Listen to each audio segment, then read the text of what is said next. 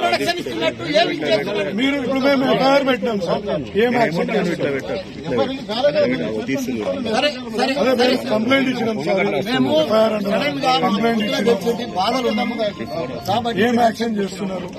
మమ్మల్ని ఇవ్వమంటున్నారు, మీరు బావలనే ఇవ్వమంటారు.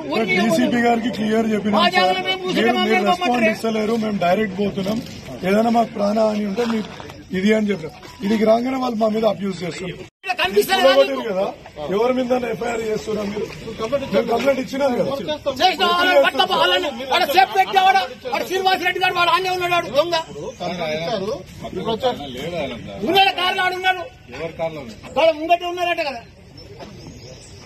మరి ఆయన అరెస్ట్ చేయ వాడు మా జాగ్రత్తకు వచ్చి చెప్పాడు. కూలగొట్టింది సార్, ముంగడ కనిపిస్తుంది కదా కూలగొట్టింది.